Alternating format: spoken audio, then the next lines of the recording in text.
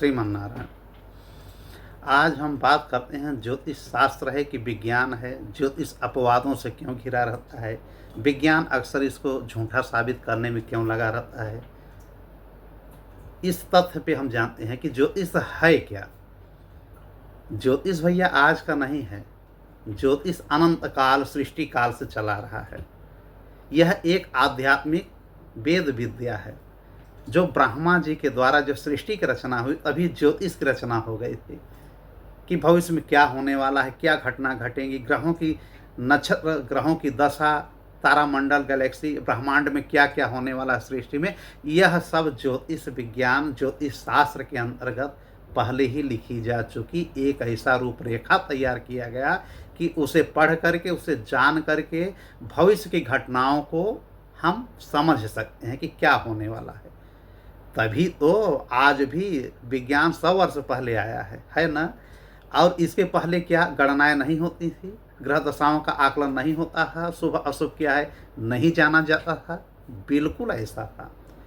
सृष्टि के प्रारंभ में ही ब्रह्मा ने इसकी उत्पत्ति की, रचना की, और नारद अपने पुत्र नारद को और भृगु को इसका ज्ञान उन्होंने दिया ब्रह्मा जी ने। माने सृष्टि की उत्पत्ति के समय ज्योतिष शास्त्र है, और लोग कहते हैं कि है ही नहीं। फिलहाल नारद जी ने इस ज्योतिष शास्त्र को असुरों तक पहुंचाया, देवताओं तक पहुंचाया, इसलिए तो सब में पूजनीय है ना। नारद जी ने भेदभाव नहीं किया, न असुरों में ने किया न देवताओं में किया। उनको भी उनकी बात पहुंचाते, उनकी बात वहां पहुंचाते। ज्योतिष शास्त्र को उन्होंने दोनों को दे दिया, इसलिए पूजनीय माने गए। और जो हमारे भृगु महाराज थे, भृगु, इन्होंने ज्योतिष शास्त्र को बहुत विस्तार किया और उसके प्रणेता माने जाते हैं भृगु। हिंदू ज्योतिष के जनक भी माने जाते हैं भृगु। हिंदू ज्योतिष के जनक भृगु ही हैं। और पहले ऐसे व्यक्ति हैं भृगु महाराज जो कि भविष्य वक्ता, भविष्यवाणी करने के बारे में जानते हैं भृगु ने कि ये होने वाला है भविष्य में। क्यों? ज्योतिष के आधार पे ही। इसको और आगे कौन ले गया? जो अब आधुनिक समय में हम लोग अध्ययन कर रहे हैं या हमारे ज्योतिषाचार्य अध्ययन कर रहे हैं, इस ज्योतिष को आगे ले गए पराशर ऋषि। ये पराशर ऋषि कौन है? पराशर ऋषि के पिताजी हैं ऋषि शक्ति जी, माता अदृश्यंती जी हैं। पराशर के पितामह कौन हैं? वशिष्ठ जी हैं। वशिष्ठ जी कौन हैं? ब्रह्मा के संतान हैं। ठीक है। तो पराशर ऋषि से ही ये पूरा ज्योतिष शास्त्र चला, पराशर से ही पूरे महाभारत का वंश चला। अगर सत्यवती से इन्होंने वेद व्यास को न पैदा किया होता तो ये कौन लिखता? भागवत कौन लिखता? 18 ये पुराण कौन लिखता? महाभारत कौन लिखता? वेदों का विस्तार कौन करता? इसलिए पराशर की बहुत भूमिका है हर प्रकार से। पराशर ने ही यह बताया कि कलयुग में आने वाले लोगों की आयु कम होगी, रोगी होंगे कलयुग के लोग, छोटी छोटी बातों पे गुस्सा कर जाएंगे, अधर्मी हो जाएंगे, हिंसात्मक हो जाएंगे। इसलिए जो गौ की पूजा करेंगे, गाय की पूजा करेंगे और पूजनीय मानेंगे, उनका जीवन सफल रहेगा, उनका मनोरथ पूरा होगा। ये पराशर ने अपने संहिता में लिखा है, स्मृति संहिता, पराशर संहिता। और जो पराशर जी ने जो भी लिखा भविष्य के बारे में वो पूरा सच हुआ है। पराशर ने जो एक पुस्तक लिखा, एक नहीं लिखा, पराशर जी ने कई पुस्तक लिखा, जिसमें एक होरा शास्त्र उन्होंने लिखा, पराशर संहिता होरा शास्त्र, जिसको आधुनिक ज्योतिषाचार्य भी अध्ययन करते हैं। और उसी के गणना के आधार पर ग्रहों की दशा, नक्षत्रों की दशा, राहु केतु या जो भी राशियां हैं कहाँ चल रही हैं, आगे पीछे हो रहे हैं, उसी के आधार पे ज्योतिष शास्त्र कुंडली से लेकर के सब कुछ भविष्य के बारे में बताते हैं। ये पराशर की ही देन है। पराशर जी ने अहिंसा परमो धर्म का एक उल्लेख किया है, जो हमारे महात्मा गांधी ने अपना लिया कि अहिंसा परमो धर्म। ना भैया, ये हमारे पराशर ऋषि की देन है। उन्होंने कहा था अहिंसा परमो धर्म। पराशर जी को वैदिक ज्योतिष का जनक माना गया है। वैदिक ज्योतिष ये लेकर के चले। और आज आधुनिक युग में सब कुछ जितनी भी ज्योतिष से संबंधित बातें हैं, मैं बार बार कह रहा हूँ कि पराशर की देन है। तो पराशर ऋषि ने इतना आगे बढ़ा दिया ज्योतिष को कि पूछिए मत। और ज्योतिष शास्त्र कोई अपवाद का कारण नहीं है। जो पढ़े लिखे वैज्ञानिक लोग हैं या जो भी अधर्म का काम अधर्मी हैं लोग हैं, वे ज्योतिष के विषय में कुछ उल्टा सीधा बुराइयां बतलाते हैं, जबकि ऐसा नहीं है।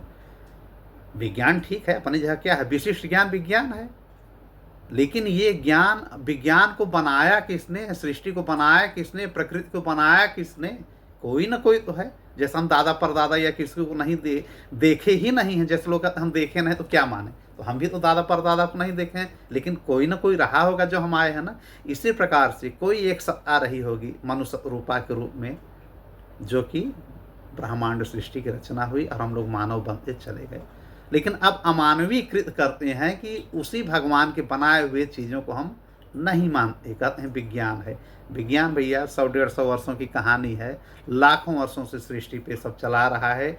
शुभ अशुभ सारी घटनाओं का कि भविष्य में क्या होगा पहले से ही लोगों को पता चलता है कि इस समय कृष्ण जन्म लेने वाले हैं, इस समय राम जन्म लेने वाले हैं, इस समय ये होने वाला है, इस समय वो होने वाला है। अगर हम आधुनिक युग की बात करें, आधुनिक युग में ज्योतिष के जो जनक हैं ये एलन लियो हैं, modern astrologer father. Modern father of astrologer किसे कहा गया है? एलन लियो को कहा गया है, जो ब्रिटिश थे। इसके पहले अगर हम चलते हैं 5वीं शताब्दी में, तो एक वराह मिहिर, एक भारतीय बहुत बड़े गणितज्ञ थे, ज्योतिषाचार्य थे, खगोल विद्या के बहुत बड़े ज्ञानी थे, दार्शनिक थे, वराह मिहिर। ये एमपी उज्जैन में इनका जन्म हुआ था, वहाँ गुरुकुल भी चलाए। और चंद्रगुप्त द्वितीय के नवरत्नों में से एक थे, समझ रहे हैं? चंद्रगुप्त द्वितीय के नवरत्नों में से एक माने गए हैं भाई साहब। वराह मिहिर का मतलब क्या होता है?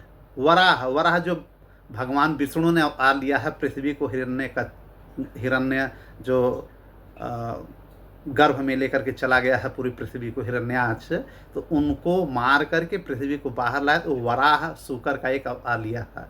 और मिहिर का मतलब है सूर्य, तो मतलब विष्णु और सूर्य दोनों का नाम वराह मिहिर पड़ा, इसलिए बहुत बड़े दार्शनिक बने, जो साचार बने, गणितज्ञ बने।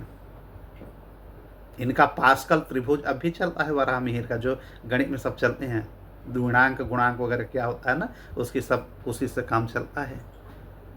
वराह मिहिर के पिताजी बहुत बड़े विद्वान थे, उन्होंने ही इनको ज्योतिष सिखाया था, लेकिन ये बहुत आगे निकल गए।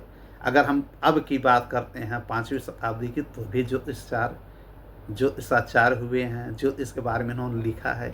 वराह मिहिर की 3 पुस्तकें बहुत फेमस हैं ना, जिसमें एक पंच सिद्धांतिका है, एक बृहद संहिता है।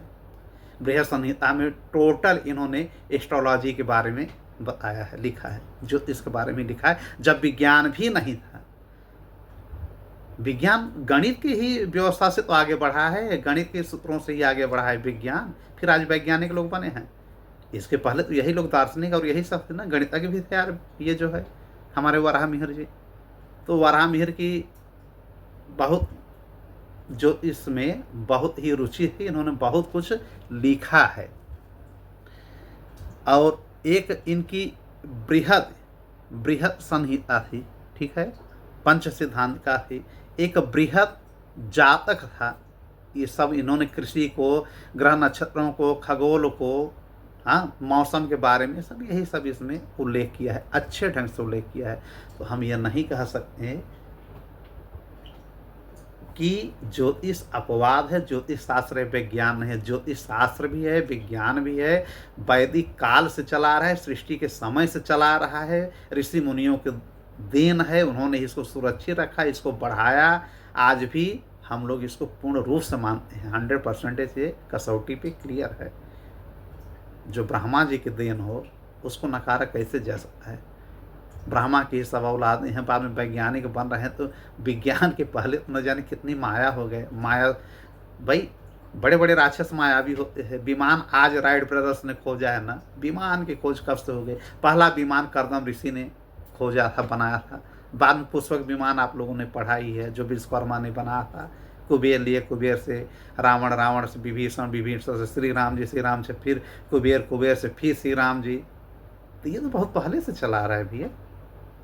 राम जी को भी पहले ही बता दिया गया है दशरथ से कि भगवान ही जन्म लेंगे आपके यहाँ भविष्य के हिसाब से। वशिष्ठ ने ही बता दिया था कि आपके घर में भगवान ही आएंगे, आप परेशान मत होइए। दुर्वासा ऋषि ने ज्योतिष के आधार पे ही सब बता दिया है दशरथ को कि ये वनवास जाएंगे राम जी, और राम जी के वनवास जाते वक्त आपकी मृत्यु भी हो जाएगी। और जब सीता पुनः आएंगे, सीता को पुनः वनवासी लोका अपवाद में भेज देंगे श्री राम जी। ये ज्योतिष की ही करना है भैया। दुर्वासा ने पहले ही बता दिया है कि सीता जाएंगे, फिर लक्ष्मण का त्याग करेंगे, सीता का त्याग करेंगे प्रभु श्री राम, फिर शत्रुघ्न और भरत का त्याग करेंगे। धीरे धीरे सबका परित्याग करके ये पुनः ही अपने बैकुंठ में साकेत में चले जाएंगे। ये ज्योतिष की ही देन है, तो ज्योतिष के ऊपर प्रश्न न उठाया जाए। हाँ, अच्छे ज्योतिषाचार्य अगर हैं तो आज भी भविष्य की बातें बताएंगे। आज तक तो लोग कुंडलियों तक रह गए हैं, राशि तक रह गए हैं कि हमारी राशि बताओ क्या होने वाला है, कुंडली में हमारे क्या लिखा है, बस इतना ही। जबकि इससे न जाने कितना काम हो सकता है, बस इसकी लीगल मान्यता होनी चाहिए, इसकी एक स्टडी होनी चाहिए, अध्ययन केंद्र अच्छे ढंग से होना चाहिए। जिस ढंग से हो रहा है ये कम है। अच्छे ढंग से अगर हो तो हमारे ज्योतिष के अंतर्गत बहुत कुछ चीज़ें हैं भैया, बहुत आगे बढ़ाया जा सकता है। तो ज्योतिष के विषय में अगर हम बात करेंगे तो अभी बहुत घंटों समय निकल जाएगा, इसलिए फिर कभी चर्चा होगी। नमस्कार। श्रीमन नारायण।